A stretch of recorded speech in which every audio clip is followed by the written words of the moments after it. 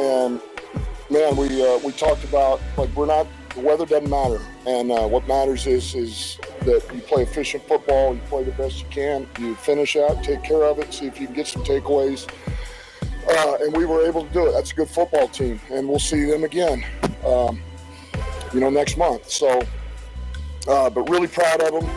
We knew it was going to be critical to get 2 wins in this division against 2 really good teams, Minnesota and then this one, Green Bay, at their places. So to be able to do that was big. We had a number of guys step up. I thought defensively, man, man, where we needed it most, it really showed up. And we limited points. We held them in the red zone. We got off the field on 3rd down. Just a lot of guys making critical plays. Kirby's pick 6 was huge. It was a massive play right before halftime. And offensively, man, that O-line did an outstanding job. We were able to run it. We were pretty efficient. Dave Montgomery and Gibby got going. I thought St. Brown had a big game for us in the pass game. Goff played clean football, man. Got us in the right play. Was very efficient. Just got a lot of trust in him, man, and what he's doing and how he's playing. So we flipped the field. Jack Fox, man, flipped the field. Because we knew that was going to be a big thing for us, was field position. So a number of guys played well. It's a great win, and that gets us to 7.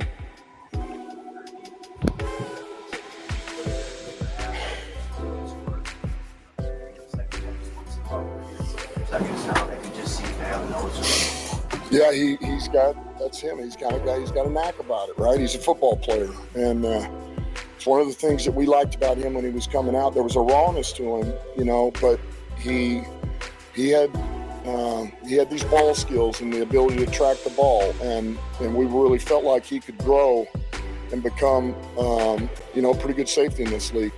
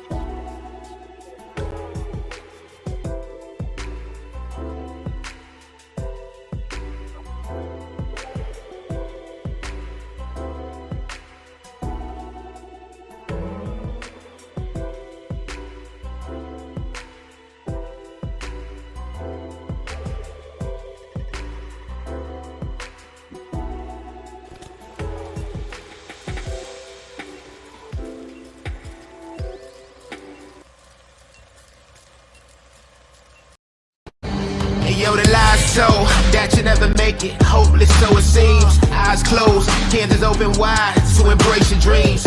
Sometimes you gotta take a loss just to get the win. Like lots of sin was popping in like oxygen when boxes win. Focus on the mental, never lose like a smooth instrumental. Better choose on the move in a pinto, choose what I get to. Never lose, move on the move, but it's simple. Never give up and we running it maybe. We just keep winning, we conquering daily. Envision and pay me, it's never the sway me. Indigenous, maybe we winning this crazy. Opportunity, your opportunity, your opportunity, this your opportunity, your opportunity, your opportunity, your opportunity, this your opportunity, your opportunity, your opportunity, your opportunity, this your opportunity, your opportunity, your opportunity, your opportunity. Yeah. Welcome one, welcome all, ladies and gentlemen, to the Lion Villain Report. It is Victory Monday, Overreaction Monday. The Lions destroy the Packers 24-14, and it wasn't even that close. We are broadcasting live right now into the Lions Villain Squad Facebook page, where we have over 56,000 followers. Will I have billions when we can have thousands? Yes, we're broadcasting live into YouTube right there at Lions Villain Squad. We're broadcasting live into the Detroit Lions News Podcast Network right there on Facebook. Thank you to Joe Chapp and the boys, along with the JC Sports Network right there. We are brought to you by NFL Shop. You can get one of them snazzy looking black Jahmyr Gibbs jerseys by either following that QR code, or you can use this link that I am throwing into the comments right now. Thank you to our affiliate marketing partners of the NFL Shop. We are the undrafted free agent, the UDFA of sports podcasting. So make sure that you're liking and sharing and commenting, and you're supporting in that way, because that's free. It's absolutely free for you to hit that like button. We appreciate everybody that does that right there. It's faith, family, and then football on this program. In that order, we use football to spend time with our families and to create memories with our families. We don't let football use us. And here we are. It is officially Victory Monday, and that's what we're doing right here. Welcome to the program, Emmy nominated main event Mike. Good morning, Russ. Good morning, villains. It's Victory Monday. None better than a victory over the Packers. All right, I got a little surprise before you get into the tail of the tape right here. I think that you're going to like this. So let's do this. I don't think it matters where we play at. Doesn't matter about the conditions. We knew that coming in here. We want to know if we validated anything. Are we going to validate being able to play in the weather? It doesn't matter, man. That's just the way you're built. It's the way you're built. That's an outstanding win, man. That's 2 division wins. I am unbelievably proud of you guys. That's the way to come in and just ball. That's the way to ball. All right? I got 2 game balls. Number 1. All right, on defense, 4 tackles, 1 huge pick 6. Kirby jumps.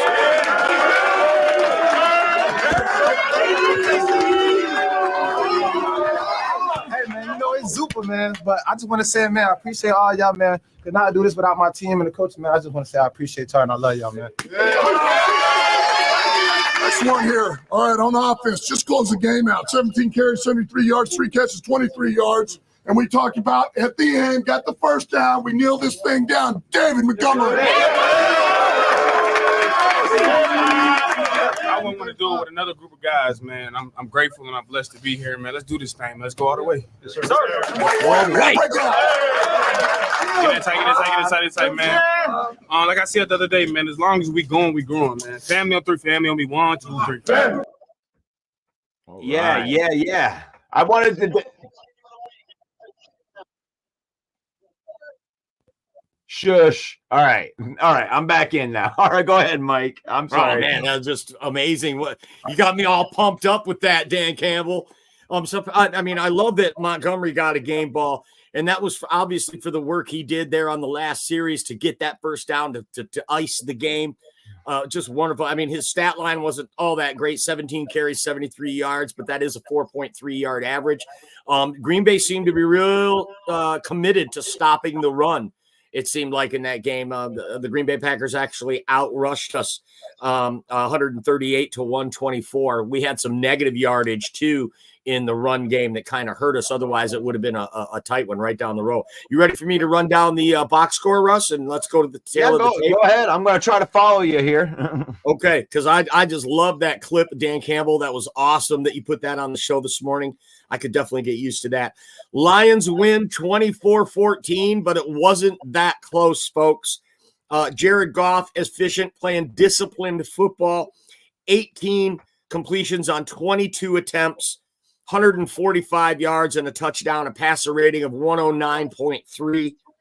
David Montgomery, as we said, a 4.3 yard average on 73 yards on 17 carries.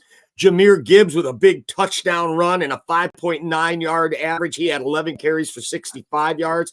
Lions total 124 yards total in rushing. Amon-Ra St. Brown, 7 catches, 56 yards, a touchdown, and the greatest celebration team troll I've ever seen. Jack Campbell led the defense again. Well, most Mike linebackers do lead the team in defense, so it's not that big. Look at that. Look at that, folks.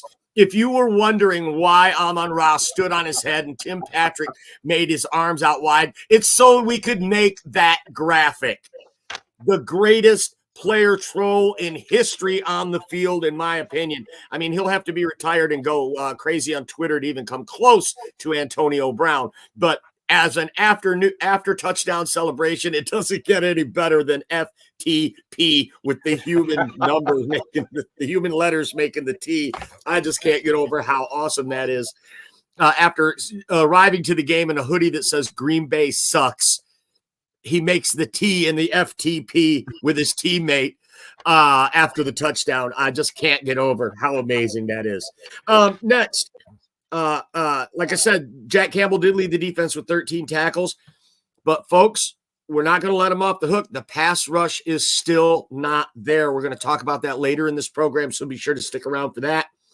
The defense, only 2 QB hits all night and 0 sacks. Jordan Love playing injured on an injured groin, definitely hobbling him. He wasn't able to get under center, which caused a lot of fumbles on the snap because he's in shotgun in the rain. That definitely helped us out, put him in some third and long. They had to go away from the run. They were able to run the ball early on us. Josh Jacobs had 100 total scrimmage yards in the first half alone. He finishes the game with 13 carries for 95 yards and a very respectable 7.3 yard per rush average, that by virtue of a 37-yarder that he had that really pumped up that average. Emmanuel Wilson also 4 carries, 28 yards, and 1 touchdown. They had 138 yards total rushing. Jordan Love, 23 of 39. Not great. 273 yards, no touchdowns and an interception, and a QB rating of a paltry 69.7. A couple other notables here in the team stats. Green Bay outgained the Lions 411 yards to 261 yards. In the red zone, though, the Lions defense able to stiffen up and let the Packers go 1 for 4 in the red zone. They also had a missed field goal that really helped swing the momentum, while the Lions themselves were 2 for 4 in the red zone. And penalties, probably the biggest story of this game for Packer fans. As I went through some of the trash talking groups early this morning, they were just crying. I mean, crying about the referees. Penalties. 10 penalties for the Packers for 67 yards, while the Lions had 5 penalties for 51 yards. Believe me, that made a huge difference in the game. But I thought like all of the penalties were legit. Time of possession, however, even with all those yards being against the Lions still controlled time of possession, controlled the game, just like Dan Campbell was saying there. Didn't matter about the weather. Didn't matter. They're built for this. And they control time of possession 31 minutes to 28 minutes. And that's your tale of the tape today. Oh, I love it, Mike. Yeah, and I think that you give them a little too much credit. And I know that the stats show that. And I had a hard time coming in there with the stats because the game was over in the third quarter. There was no competition there at the end. They score a garbage time touchdown at the end of the game where they are moving the ball, but you want to run out the clock, we're going to let you run out the clock. They were giving them these little dink and dunks in that second half. They played good for the first half. They stayed right up with us. They were and they made a crucial mistake. And one thing that we're not doing, which is a good thing, is we didn't throw a lot of extra stuff on tape. We were just kind of running the ball in the second half. It wasn't well in control. There was never a point where Green Bay was starting to come back, trying to come back. They scored that touchdown real late on just kind of in garbage time where we just kind of made them take a long time to get down the field. So even though the stats showed that they doubled us up, they were never in control of the game. They never had a chance to be in control of the game. They did give up some yards in between the 20, like they have done every single game right there. And you know what they do? This isn't Jordan Love failing and not getting it done in the red zone. This is every team that plays the Lions. You know why? Because our red zone defense is the best red zone defense in the NFL. We will let you get to that spot. We'll let you take a bunch of time off the clock to get down the field. But when it comes down to it, we don't let you score touchdowns. That's why you lost, Green Bay. That's why you're good, but we're levels above you. We're levels above you at every skill position. You take our best player out of the game. You want to cry about the referees? They don't eject players. They do that in college. They don't do that in the pros. Dan Campbell said he's never even been part of an ejection in his entire coaching career. They don't do that right there. It was a hit. It was a hit. Before you move on to that, Russ, I want to piggyback on your point of how the Lions, even though they did outgain us in the box score, I don't think it can be understated what a weapon Jack Fox is, okay? He had 200 yards in punt, okay? That flips the field. He had a 60-yard punt at a crucial time in the game in the first half yesterday. What a weapon. That is the key to why these games are like this, where they've got to drive 80, 90 yards, and they just stall out when they get to the red zone against our defense. Like, by the time they get down there, we have figured them out, and they can't get anything else when it gets down there. And I think it can't be understated that was Jack Fox. Sorry about interrupting your flow there, brother. Go ahead. Oh, you're all right, man. I think it's about time that I acknowledge the people that are in the comments right here. Jeffrey Addison is in the house. That's right. Good morning to you on this Victory Monday. Jay Smooth up in the house. Here, let me get my ugly mug off of there right there. Jay Smooth up in the house. We got Kyle up in the house. The Pack didn't show up this game, and they won't show up at Ford Field either. Well, I saw something in this game that I didn't have as much confidence in because maybe PTSOL, but the Lions are a better team. They're going to be a better team. They just are. Dwayne, rest in peace, Quincy Jones. Oh, I didn't know that. That's sour notes, man. I'm sorry. Sorry about that. Good morning to the fam. Paul Jones. Good morning to the villains in the family. All right. Dale in the house. Scotty Reno in the house. Jay-Z in the house. Never bet against Dan Campbell. Nope. Branch and JMO going off next week. That's right. Joseph in the house. Fred Peterson in the house. J Mommy's in the house. Wow, I love it, man. Maurice is in the house. Joseph in the house. The bad guy is in the house. Chad's in the house. We got him out on Victory Monday. Good morning. Great game day. Good morning to you, Terry. Good morning to you, Dale. Wow. Look at that. Just getting into that. And that's even before the Lions gear got there. This episode obviously is going to be brought to you by the NFL Shop. Use that link. And if you use that link, you're helping out our page, man. We appreciate you. You can get some of that snazzy jersey. You can save up to 30% off by using our link too, guys. The Central Scrutinizer's in the house. Jay Smooth. That's right.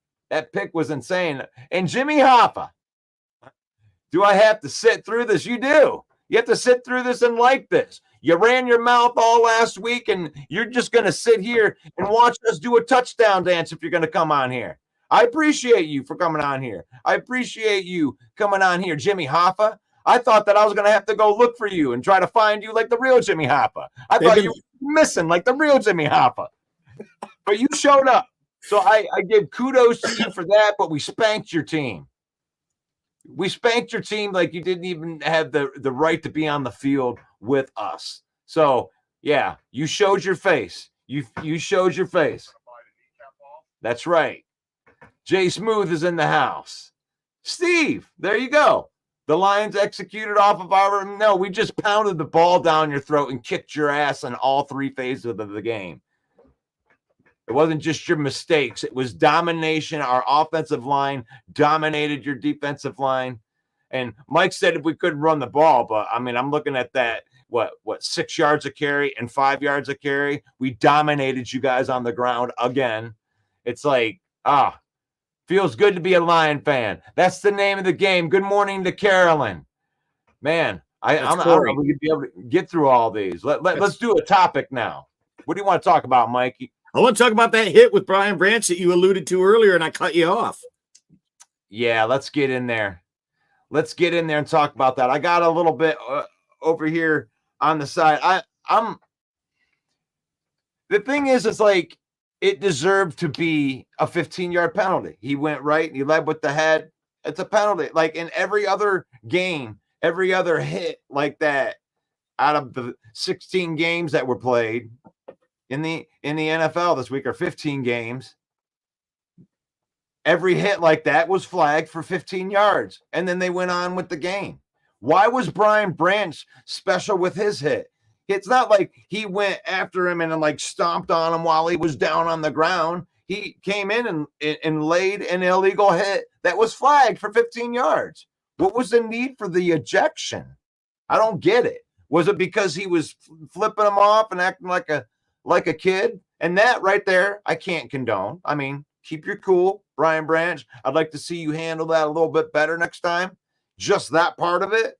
But laying a hit, I mean, he hit the guy. It was an illegal hit. It was a 15-yard penalty. He led with it, went right at his head. It deserved a 15-yard penalty, but not ejection from the game. Not in that game. Not with that rivalry where the guys are playing chippy and they're playing hard and they're hitting each other a little bit harder. They're talking a little bit more trash. You know, this is different. Referees, you got to stop trying to control games. Now, it didn't affect the game. We still beat your ass. Even without our 2 best players, we beat your ass. But referees, stop doing that. I mean, just in all games, not just this game, all games. Get out of the game as much as you possibly can, referees, and let these players play. Mike, thoughts? I'm not. It's an unpopular opinion, but I'm in the other camp, Russ. I'm here with Mark G, who says that the rule for ejection is very inconsistent in the NFL, and it is. So, for 100%, that's a great call out. However, I'm on the side where if it had been the other way around, and that had been Jair Alexander hitting my receiver in the head the way it happened, I'd be yelling, eject him, eject him. So I am down. I'm okay with the ejection. In fact, right when it happened, I say, oh, he's going to be gone. He's going to be gone. And then there was this long delay. I didn't know at the time, but the double flip that he gave the crowd in Lambeau, maybe that is what pushed it over the edge. But they called the penalty. Then they went upstairs, and the replay officials are the ones that called for the ejection. Yep. So I think the double flip of the crowd may have come after. Once he found out he was being ejected, yes, he gave the double finger flip to the crowd to say goodbye. But I'm okay with the ejection. I thought it was. I think he really could have hurt him a lot worse. That's the gray area. That's where Mark's saying it's inconsistent is the intent, right? He could have took the guy's head right off. He actually pulled back a little like, oops, I'm going to hit him in the head. And the momentum carried him into it. I am okay with the ejection, though. I know it's an unpopular opinion, but I just can't help but feel if it were the other way around, I'd be calling for an ejection, so I'm okay with it. We wouldn't. But would we? Would we be I would calling be. it? Would you really? Honestly, Yeah, you hit him right. Not only did you hit him in the helmet, Mike, you hit him right in the listen to me. face. Listen, hold on a minute. I'm not asking to answer the question yet. But would you really, when I say that, like, when do you see that in NFL? It's like that doesn't happen in the NFL. Name the ejections that have happened this year, period. What is so flagrant about that hit? Like every other crown hit that happened, there was probably 50 crown hits. There was one in the Monday night game. Didn't a Seattle player get ejected from the game against the Lions on Monday Night Football for the same thing this year? It's like I thought that the ejection was too much. But the thing is I'm not going to die on that hill. He hit him with the crown of the helmet. But I mean, I have more of a problem with they didn't eject him with the referees that were right there and watched the play happen. It was some jerk off in New York that was like, yeah, I saw it. Like he's watching film. You weren't there, bro. You weren't there. You didn't see the intent. Why didn't they let the referees on the field make the call? I think Ken Fisher has the answer right here. So you cannot have two unsportsmanlike conducts in the same game or you'll be ejected. So maybe he got one for the hit and then one for the finger. And that made his second unsportsmanlike, and that's what got him ejected. That might be the explanation that we're all searching for here on this. Yeah, but it didn't happen like that. You're right about the double bird came from the fact that he got ejected. He got ejected before the bird happened. He didn't just flip him off. Dude, he knew he hit the guy with the crown of his helmet. He wasn't objecting that. It's taking him out of that game. Out of that game, Mike. This isn't just some, Seattle Monday night game where, this is kind of cute. This is Lions versus Packers. This is like a rivalry that goes back to the forefathers of the NFL, and like get out of the game is what I'm saying. You made the call. It's a 15-yard penalty. I'm not disputing that. And I'm not going to die on the hill. You ejected the guy. I'm definitely going to be against them giving him a game like suspension for that hit. You already took him out of the game. I think that he served his term as far as I would be concerned. And that's a good question for you guys out there. I mean, we can all acknowledge it was a bad hit and that it should have been penalized. And you and I can argue about the semantics of, whether he should have been ejected or not. But do you think he should get more discipline? I mean, they could give him a game suspension for this if they think that it's way worse than I think it is. Right? I love Carolyn's comment here. He got ejected while still on the field. The finger salute happened as he was walking down the tunnel. There you go. So he was flipping the crowd off on his way up. So the ejection had already happened. Thank you, Carolyn, for clearing that up for us.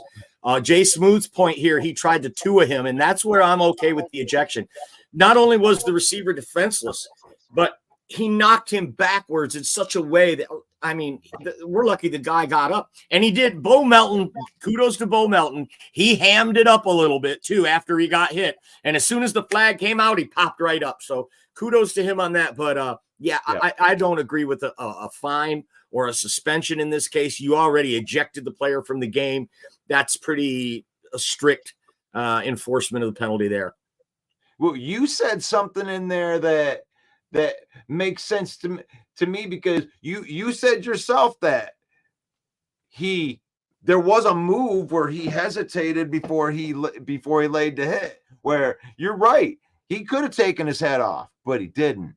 That's why he shouldn't have been ejected. That move, the thing that you admitted in your take is the move that should have saved him from being ejected, because he could have really hurt him. He could have hit him way worse than he did. It was a bad hit. Should have been flagged, but Branch, you know how Branch do. You know how Branch really hits, like and this is a rivalry game.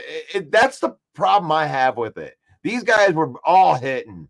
Every player on both sides of the team. This is a rivalry game, bitch. Let's go. We're trying to see who's the best in the division. And it's like you take our best defending player out of there. I mean, just like that, like gone. Like we're already down Hutchinson. You just take the best player out of there. Like you can agree with it, but that's pretty savage. I mean, if you want to complain about referees, that's pretty savage what you did to us, referees. That's pretty savage. Remove our best player from a rivalry game. That's pretty savage. Jay Smooth, who's a Packer fan, says, since Bo Melton wasn't hurt, I don't think anything more should happen. That's a great call out, Jay. Right? No injury in the play. Maybe that mitigates the discipline that the NFL will lay down on this.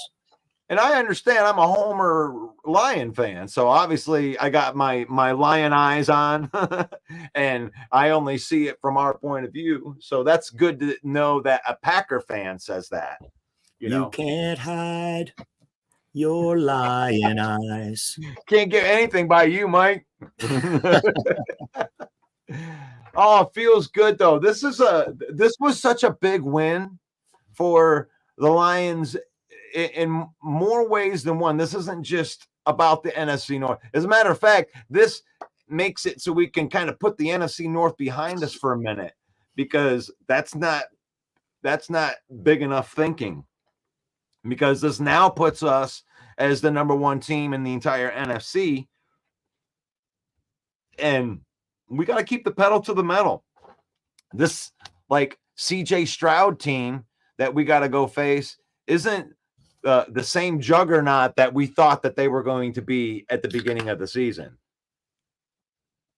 He is definitely not quite the quarterback that he was without Stephon Diggs and Nico Collins. When he was missing his playmakers, it's definitely showing up in Stroud's play. So I like where we're at going forward with the NFC. And I mean, how many games do you see us losing out of these? What, we got 9 games left. What do you say? Just putting you on a spot here that we finished the last 9 games. I think we lose 2 more games. We finished 14-3. 14-3. That would be amazing to me. We get the number 1 seed, and the road to the Super Bowl goes through Motown. You picked 12 at the beginning of the year. I picked 11. But this team has, through 8 games, 7-1. Neither of us thought they would be that good. And the schedule coming up, we got Houston, but then we get Jacksonville. We get Indianapolis. These are some teams the Lions absolutely can and will beat. Chicago Bears, Caleb Williams tweaked his ankle in the game yesterday. And Chicago got blown out too by a not great Arizona team. They got beat by 20 points by Arizona. So I think that. Sweeping the Bears doesn't look like it's going to be a problem. Minnesota might get one from us. Green Bay might get one from us. We're lucky that we get both of them at home. We still got to play San Francisco in Frisco. That's going to be a tough game. So I think 2 more losses is realistic. I'd be great if they don't. You want to talk about Zadarius Smith a little bit here? Because this seems like it's like the unofficial official. And, we just have our crappy podcast, so we can say whatever we want on here. But it was reported that either last night or today, they're finalizing a deal to send Zadarius Smith here to your Detroit Lions. Does that move the needle for you? It does move the needle for me. That is something. He did something. He went out and got a legit pass rusher. Zadarius Smith isn't Myles Garrett. He's not Max Crosby. Okay, no problem. But you know what? He's better than what we've got over there at the end. And, if we start the 2025 season with Aiden Hutchinson and Zadarius Smith and Marcus Davenport at ends, I like that. I think we're good there. But however, this isn't finalized. This is all just rumor right now.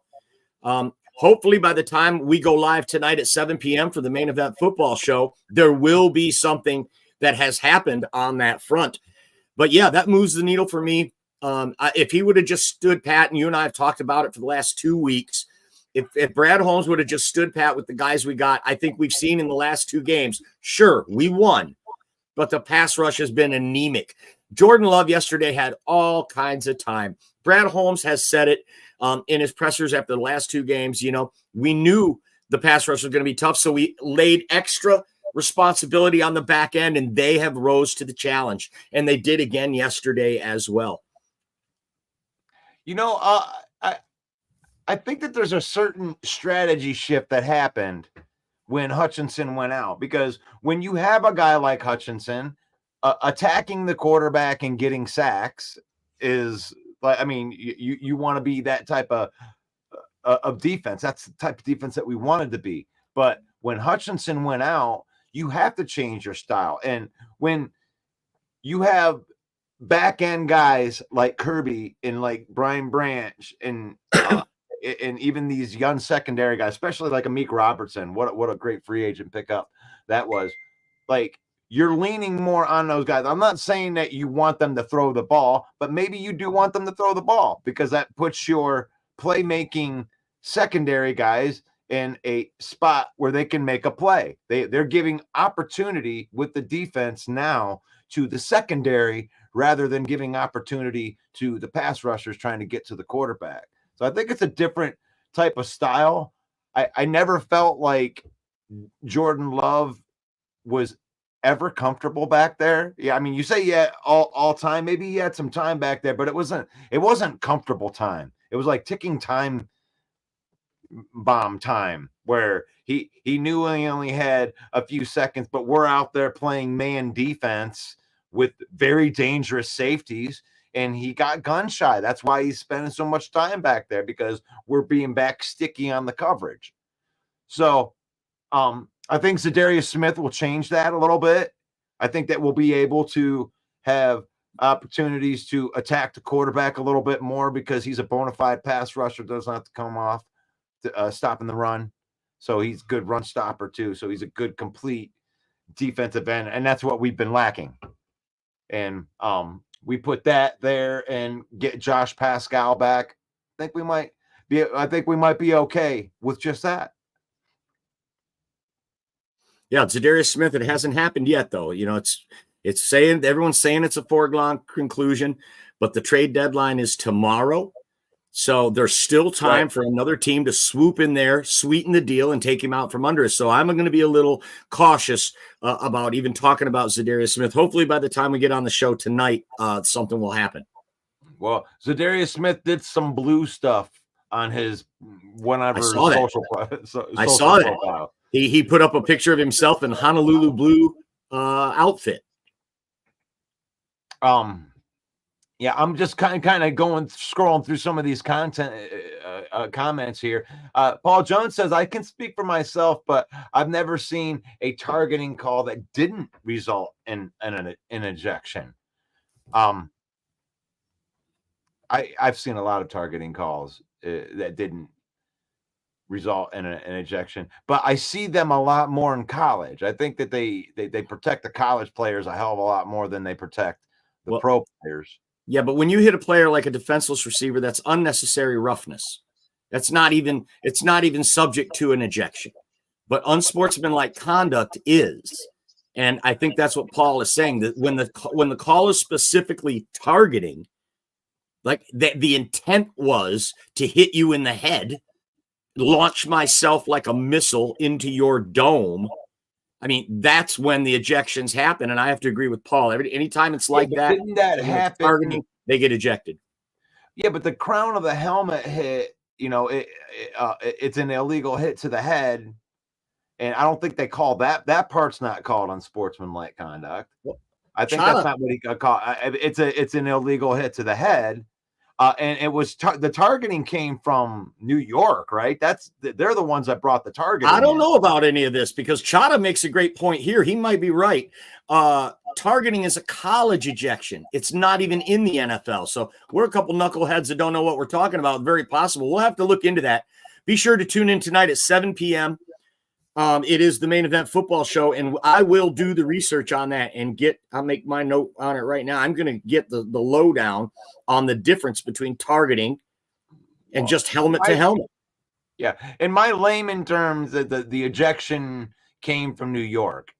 That wasn't a call that was out on the field with the referees that were in Lambeau. That New York called them up and said, "Hey, we watched this. You're gonna kick him out of the game for targeting." Okay, and then they did what they were supposed to. I mean, Jack Campbell is a destroyer of ball carriers. Yeah, 13 tackles. What a great game out of Jack Campbell. I mean, he's really took him a minute to mature into that role, but I think that he's sliding right into that middle linebacker role that they drafted him at 18th overall last year to be. Any thoughts on Jack Campbell? Well, he is the middle linebacker, and every middle linebacker on every NFL team leads the team in tackles. So he is doing his job, and he's not missing tackles. He is being, I think he's been a beast in the coverage as well. It's something that doesn't get talked about a lot, but if you watch the replays, he is reading and reacting to the play. And when it's a pass, he's able to drop into coverage and help eliminate the middle of the field. That has been a huge key for the Lions not getting a pass rush is the pass defense that we're getting on the back end. And Jack Campbell's also contributing to that. And I don't think he's getting a lot of credit for that. That's not something that shows up in the box score.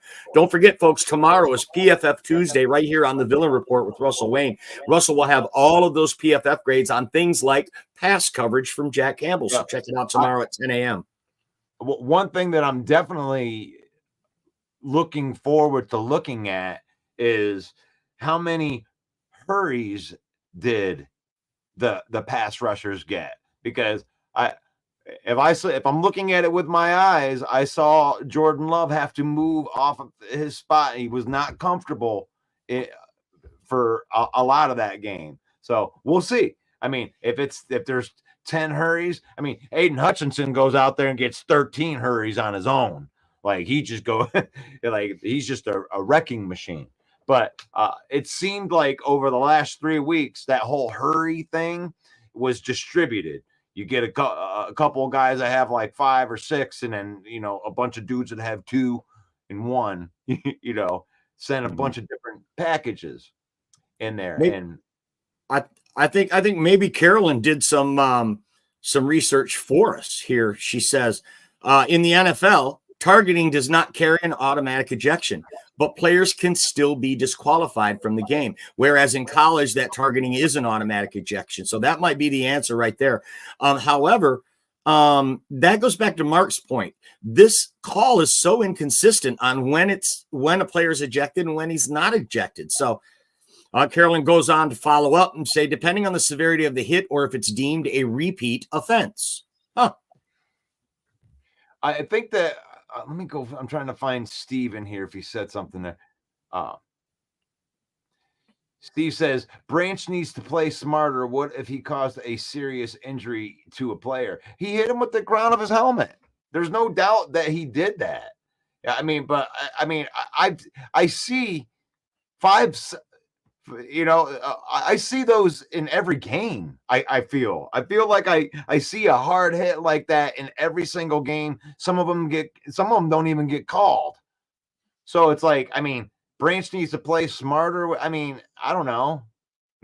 I don't want him to lose any of that aggressiveness. I want him to continue to attack people like that. And like you said, he let up. He could have hit him a lot harder than that, Steve. He could have hit him a lot. So, Branch will also be fined very big, and Russell should pay his fine. Why should I pay his fine? Just goes to show you don't know anything. You think Russell's going to pay his fine. I like that call here. Harpazzo says 2 flagrant fouls will kick you out of the game. I'm pretty sure that's basketball. But yeah, I agree with Steve on that. I think Branch will definitely get a fine for that. He's going to pay for that one with his pocketbook. That was, I mean, it was a hit. It was an illegal hit to the head. Jay Smoot says he didn't need to hit him. He watched him not catch the ball. But at that point, Joe Jay, isn't his momentum already carrying him into the player? And that's what I mean by he pulled up a little. He could have took that guy's head right off. But because he didn't catch the ball, he pulled up a little, and he did hit him right in the face, which caused his head to snap back and hit the ground. Very dangerous. Very dangerous. I'm okay with the ejection on that point alone. That sounds like a comment from somebody that's never played football before, because I mean, you think you act like he had, like, it's like all this happened in about a third of a second. Catch, boom. The villains are on fire this morning, Russ. Jimmy calls this one out. He called the ref a bitch. I'll be surprised if nothing comes of it. Absolutely. He called him. He said, "You're both bitches." Yeah, I read his lips. He said, "Both y'all bitches," as he was on his way out of the stadium. So, yeah. After they kicked him out. Love it. I gotta jump off. I gotta jump off, Russ. I'll let you keep this conversation going. Don't forget, 7 p.m. tonight. I'll have all the answers for you on the Main Event Football Show. See ya. That's Main Event Mike right there. That's Main Event Mike. Still winning without the best. I like that. And Steve, are you trying to play a victim right here? It's like he got penalized for it, bro. He got penalized for it. He got kicked out of the game. You got what you wanted. He made a mistake, and he paid for it. The team paid for it. What else do you want? He'll get a fine too. What else do you want? You want him to give you your firstborn? I mean, that's fine. I mean, you got to go. I still don't think they should have kicked him out of the game. Hard hits happen. You're taking all the aggressiveness out of the game. The NFL is trying to take out physicality. That's it. They're trying to take the physicality. The next step is let's play flag football. Let's play flag football. Collins should be back for our game, hopefully. I was happy to see Green Bay play Love. I knew that he would be hated for his lack of hampered for his lack of mobility. Yeah. Central scrutinizer. I think that we could win 14 in a row. I said 11, 12. I had him at 12 wins. Jacobs got hurt yesterday. He hardly played in the second half.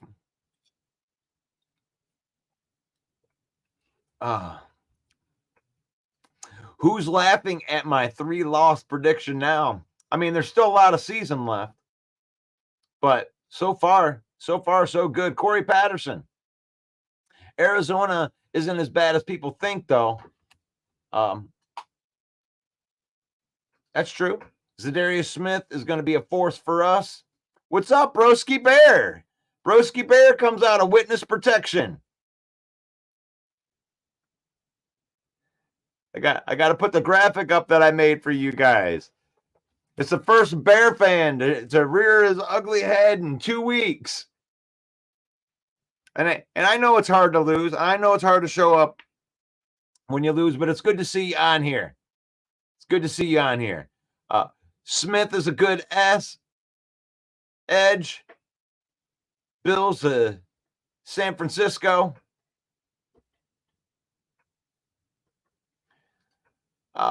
Brady kept calling Love a rookie.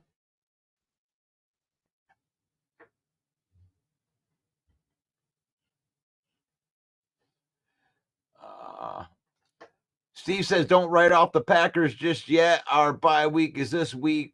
We will get healthy. We will be ready. Well, you're an average team right now.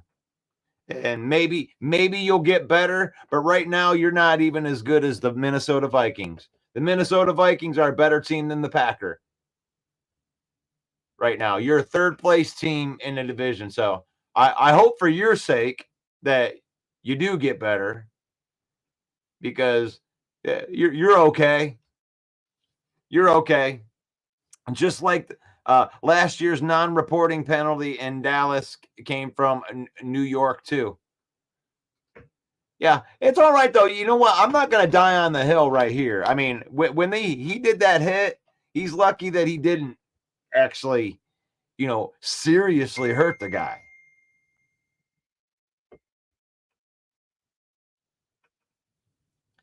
Because, you want to be physical. I don't want him to lose the physicality. And to tell you the truth, I mean, it was a vicious hit, but I know Brian Branch. That wasn't as vicious as Brian Branch could have did it. So, I mean, you got to know that. Dale says that I'm not discrediting any team in the NFC North. We are hands down the best division in football. Okay. That's good. I mean, the cream always rises to the crop. The cream always rises to the top. And I know that we had a ton of Packer fans in here running their mouths last week, talking about how we ain't what we say we are. And I'm glad to see that the Lions did it. That I went into that game yesterday with some nerves because of the history with the Packers. The Packers, historically, especially when Aaron Rodgers was there, they used to play the Lions really tough. They always, you always felt like you were going to play tough and lose. But now it feels like that the other way around. I feel like the Packers are a good team, but we're better. Like, the Packers aren't going to be better than us. They got out-coached. They got outlined. We have better running backs. Our wide receivers were better. Special teams was better. We're just a better team, a deeper team. And good teams, they execute. They're good teams. They're not going to make as many mistakes because they're fluid. They know each other. They grew up together. Most of these guys have been on the same team with each other from 2021, 2022. It ain't that the Packers are that bad. It's that the Lions are that good. And the Bears came back down to earth. I'm sure that most of their fan base wants to fire their coach by this time.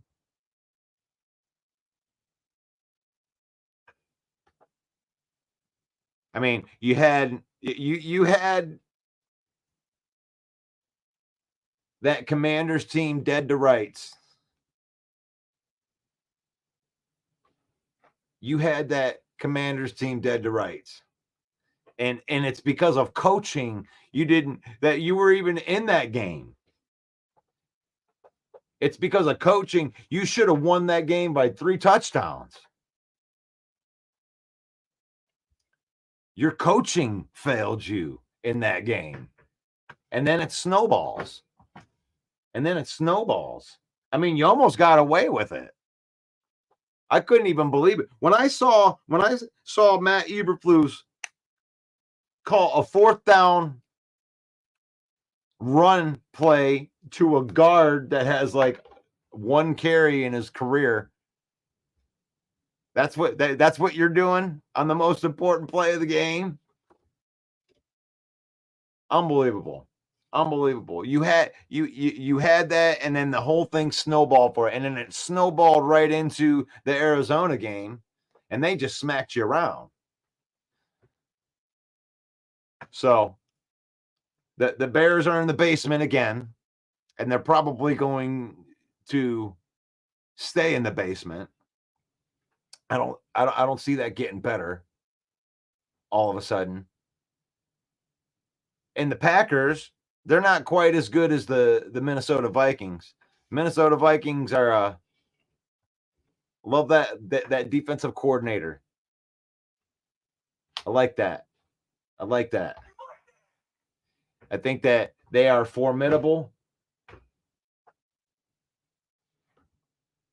And I'm not scared of the Minnesota Vikings, but that's a pretty good team.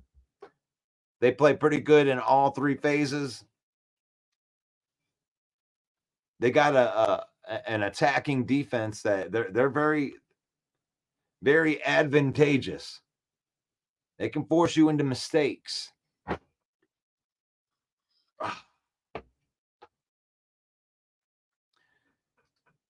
Carolyn, the momentum did carry him. We have to remember that he is remember the wet, rainy conditions and how hard it is to put the brakes on and stop. That's true. Because Steve wants to keep harping on it. Hey, hey, Steve. They kicked the player out of the game. Now, I can agree with it or not agree with it. It doesn't even matter what I think. But the fact is they kicked him out of the game. You're going to keep on harping on it? You're going to keep on harping on it? How about I harp on that play against Jahmyr Gibbs where your guy actually lunged into his knee and tried to injure my running back? Why don't they review that play? And everybody knows what I'm talking about, too. Everybody knows what I'm talking about. That Jahmyr Gibbs run where he tried to take a chop shot right to Jahmyr Gibbs' knee.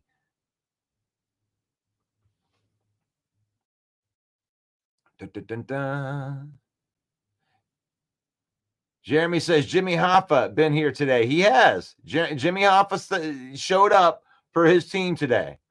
Steve showed up for his team today. And there was even a Broski sighting in here. And I want to make sure that I'm trying to get here current. I don't want to miss people. So again, the Packers had more garbage time to get a double-digit loss. Yeah, they were never close. The 24-14 doesn't really tell the story in the game. They were never close in the game. And the thing is the Lions just have the best red zone defense in the league. You know, outside of that garbage time touchdown that you got at the end with the 2-point conversion, you scored 2 field goals. You got 2 field goals. That high-powered offense. Ooh. You got 2 field goals. So I like that. So again, I got to find Jeremy in here again. Oh.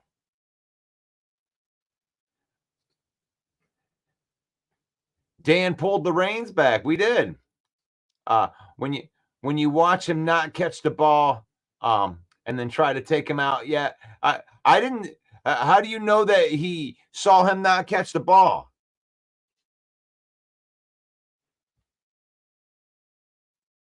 You want to make sure that he doesn't catch the ball. Like once it hits his hands, you want to make sure that he doesn't catch the ball afterwards too.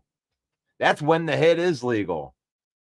The only thing that was wrong with that hit was the fact that he led with his head and hit him with the crown. Chad, I think the ejection actually lifted the team to another level. There's probably some truth in that. See you later, Jim.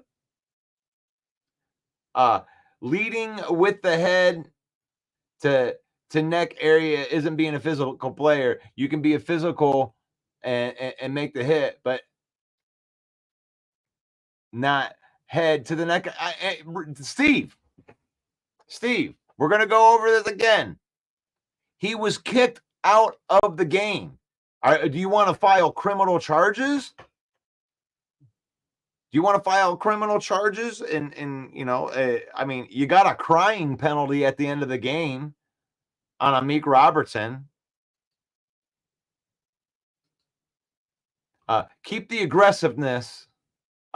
It's a good hit. Jimmy Hoffa, yeah, okay, we had been there. You seen all those drop passes?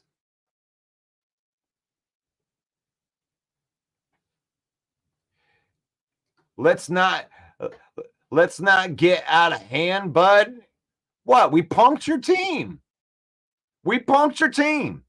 We walked right into your house, which is our house now, by the way, Ford Field North, because the Lions went up into Lambeau and put the boots to them. And it wasn't even as bad as it could have been. It's funny, you know, Xavier McKinney out there crying. Oh, the Lions run up the score. I don't respect that. So we made sure that we ran out like the last quarter of time. We don't want you crying. Just ran the football and respectfully beat your ass. 24-14. Oh. You seen all the drop passes? Yeah, I did. You should play better. Especially if you're going to tout like you're a good team. Good teams don't drop passes. Our next game is versus the Bears. You guys should feel good about that. You should be able to get a date. You should be able to get a dub. What if the Bears beat you too? What if Broski comes in with his Bears and he beats the Packers? Makes the Packers 5-4. Ooh. Tell your team to hit that jug machine. That's right. Practice makes perfect. You won't drop as many passes. You won't drop as many passes if you hit that jugs machine. That'll make you better. You know that Amon-Ra St. Brown has caught 30 passes in a row from Jared Thomas, Michael W. Smith, Goff. 30 passes in a row. He must have forgot the facts in his excuse.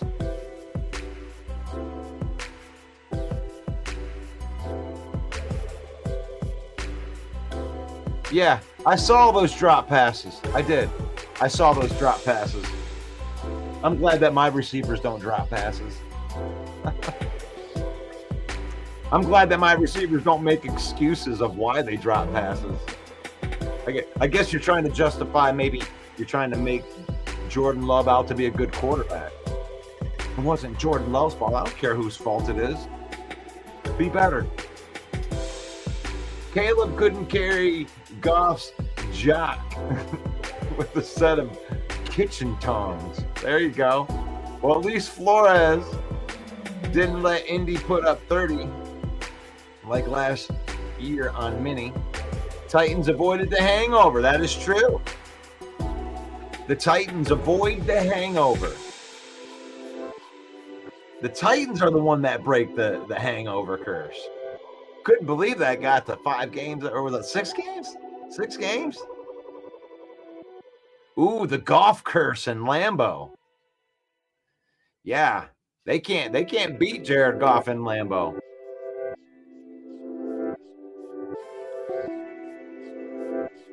A tackle below the knee was dirty as heck. It sure was. But we don't want to talk about that. We only want to talk about the Lions' dirty guys, because the Packers couldn't do anything bad. I bet they review that play too. Hey, Jimmy, there was a Hoffa spotting at Lambeau. That's good.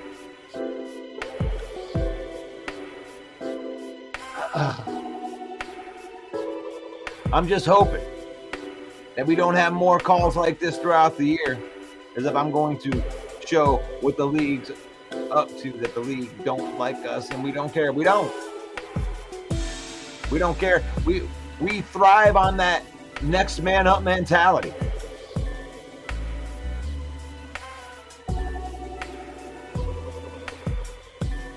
The next man up mentality.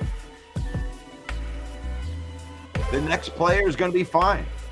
And I mean, I can't wait to look at the numbers. I know that we need help on the pass rush. But that's 3 games in a row that the Lions won without Aiden Hutchinson. And it's not like they're bad teams that we beat. Well, okay, the Titans are a bad team. But, you know, the Cowboys, the Vikings, the Packers, getting it done. And now it looks like reinforcements might be on the way.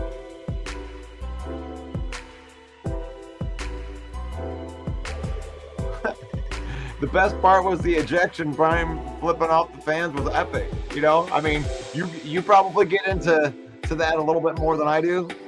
Hey, I like being able to do a little bit of trash talk.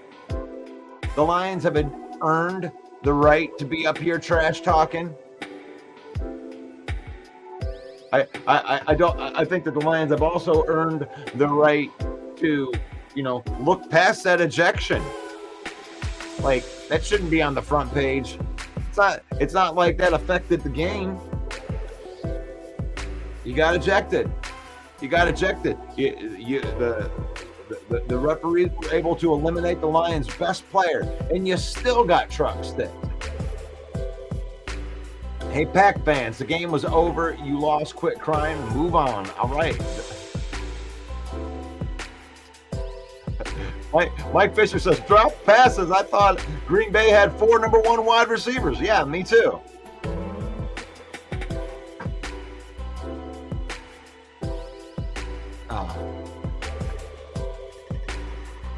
The Lions played a complete game, and we didn't. The Lions capitalized off the mistakes. The Lions didn't make any mistakes, so they won the game off of our mistake. No, the thing is like, I'm not going to enable you, Steve, with that take, because that's weak. That almost makes it seem like we didn't take that game from you. The Lions capitalize off of mistakes that they forced you into. The Lions made you make mistakes. And the offensive line dominated your defensive line, and the Lions were just able to run the ball without really putting Goff in any type of harm's way. If you get Goff thrown under 30 passes, you're probably going to lose. Because that means that our offense is running like a well-oiled machine.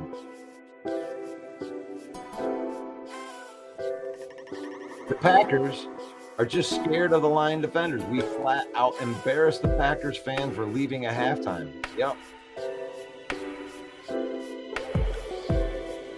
I don't know. Bears might win. Lions were in control the entire game. Yes, there was never a time where the Green Bay Packers, I felt like they were going to win the game. I mean, I had PTSOL when it came to, you know, thinking, okay, there's still 3 possessions. It's like, I just want to, you know, stomp it out. But it's like when you go back and look at the whole game, that entire 4th quarter was just, you know, making the Packers take forever to go down and, you know, try to get a field goal. I mean, that's the way that you want to play the game. The Packers should win versus the Bears. They should. But the Bears are feeling, you know, a certain kind of way, Jeremy. The Bears are feeling a certain kind of way about the Packers. I mean, you want to talk about a rivalry.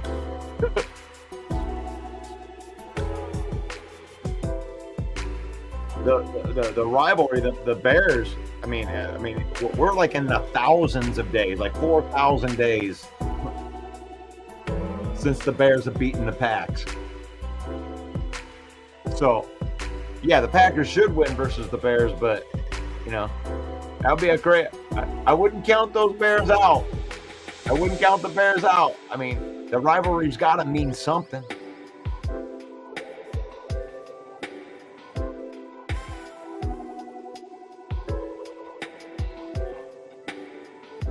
Five and 4, dude. Okay, so you'd be 6 and 4. So you're looking to get the 6 and 4. Great show. Jeremy says great show. Steve's real mad right now. I really don't care if I mess up the Packers record. I don't care about the Packers no more. I don't have to care about the Packers no more because the Lions are in control of their own destiny. All they have to do is worry about what they're doing. Don't have to worry about the Packers. It ain't the Super Bowl. It's just another game. Packers were in the way. They got stomped. They ain't going to stop Caleb and the juggernaut that is Chicago. Yeah, Demo probably could have had a TD at the end of the game, but he went down. So, no, we didn't run up the score. Yeah, we did the respectable thing. They ran out an entire 2 minutes with kneel downs after they ran out their timeouts. That's the best way to win. Green Bay played like crap, and they lost to a better team. He speaks the truth. Saw a lot of drop passes and loved it. I did. I love that. I love it when players that play for the team the Lions are playing drop passes and don't do their job. Have a blessed day, faith, family, and football. Thank you, guys. Thank you. Thank you. Thank you, everybody. You've been watching the Lions Villain Report. This is the Lion Villain Report. We're broadcasting live right now into the Lions Villain Squad Facebook page where we have 56,000 followers. Why have billions when you can have thousands? We are the undrafted free agent of sports podcasting. And that means that you can like and share and comment on this content. You're helping us out a lot because we're blue collar. We may not be the best show that's out there. We might not even be the second best show out there. We might be able to make a case for the third best show. We're moving up. And we're moving on up. That's right. But thank you for supporting our channel right here. Thank you to Joe Chapp and the Detroit Lions News Podcast with the JC Sports Network. Thank you for allowing us to broadcast onto your platform. If you want to partner with the Villain Squad, you're in the greater Detroit area and you own a business and you want to partner with the Villain Squad, be guilty by association, get a hold of Main Event Mike, 810-620-2167, and he can let you in on all the details on how you can be guilty by association. This episode of the Villain Report brought to you by the NFL Shop, our affiliate marketing partners. Use the link in the comments or the QR code. Save up to 30% off of that smooth looking Jameer Gibbs jersey, especially that black version. Looks so good.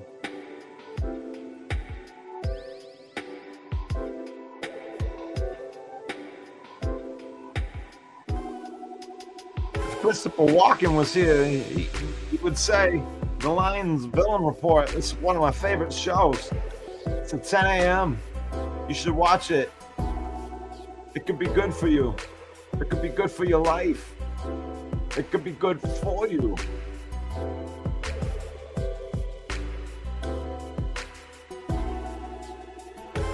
I told Minneapolis to get on my back.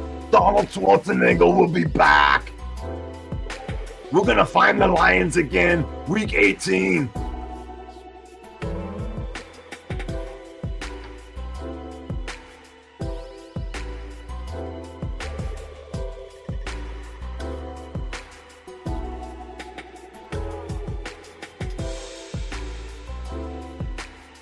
It's faith, family, and then football, in that order. We use football to spend time with our family. We use football to create memories. We don't let football use us. And I'm going to take off, guys.